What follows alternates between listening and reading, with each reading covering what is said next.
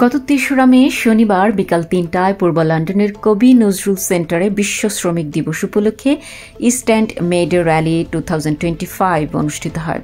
কর্মসূচিটি যৌথভাবে আয়োজন করে বাংলাদেশি ওয়ার্কার্স কাউন্সিল যুক্তরাজ্য এবং বাংলাদেশ উদীচী শিল্পী গোষ্ঠী যুক্তরাজ্য সংসদ।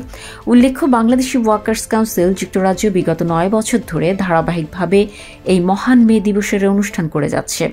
বাংলাদেশি ওয়ার্কার্স কাউন্সিল যুক্তরাজ্যের সাধারণ সম্পাদক সলিসিটর শাহরিয়ার বিন আলীর সভাপতিত্বে অনুষ্ঠিত উক্ত সভায় অতিথি বক্তা হিসেবে বক্তব্য রাখেন ব্রিটেনের লড়াকু ট্রেড ইউনিয়ন RMT সভাপতি অ্যালেক্স গর্ডন, প্রখ্যাত বামপন্থী ইংরেজি দৈনিক মর্নিং স্টারের প্রধান সম্পাদক বেন চাকো, জুইস সোশ্যালিস্ট গ্রুপের নেতা ও বিখ্যাত লেখক ডেভিড রোজেনবার্গ এবং মাইগ্রান্ট ভয়েসের ডিরেক্টর নাজেক রমাদান প্রমুখ।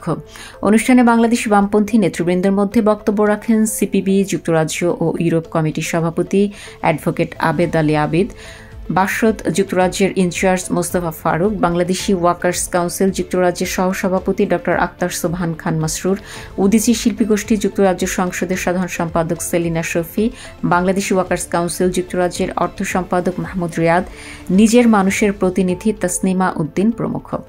এছাড়া বাংলাদেশের সমাজতান্ত্রিক দল বাসদ যুক্তরাজ্যের অন্যতম সংগঠক হুমায়ুন খান উপস্থিত থেকে নিজ দলের পক্ষে সংহতি জানান। অনুষ্ঠানে গণসংগীত পরিবেশন করে ঐতিহ্যবাহী বামপন্থী সাংস্কৃতিক সংগঠন উদীচী শিল্পী গোষ্ঠী যুক্তরাজ্য সংসদের শিল্পীবৃন্দ। প্রতিবাদী সাংস্কৃতিক অনুষ্ঠানে অংশ নেন Satyen Sen school of performing আর্টসের শিশু শিল্পীবৃন্দ এবং আন্তর্জাতিক পুরস্কারপ্রাপ্ত নৃত্যশিল্পী মোহাম্মদ দ্বীপ। অনুষ্ঠানে মিডিয়া পার্টনার ছিল ARTV নেটওয়ার্ক।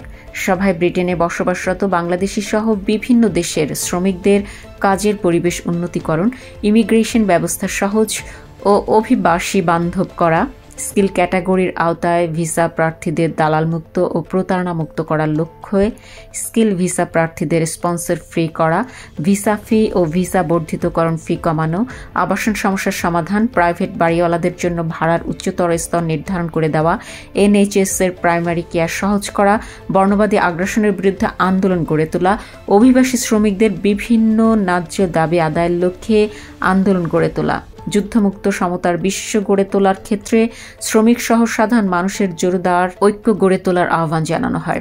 এছাড়া বাংলাদেশের কৃষি শ্রমিক, চা শ্রমিক, গার্মেন্টস শ্রমিক সহ সব আনুষ্ঠানিক ও অনানুষ্ঠানিক খাতের শ্রমিকদের ন্যূনতম ন্যায্য মজুরি, নিরাপদ কর্মক্ষেত্র নিশ্চিতকরণের আন্দোলন, ট্রেড ইউনিয়ন করার আন্দোলনের প্রতি এই সভা থেকে জোরদার সংহতি প্রকাশ করা হয়।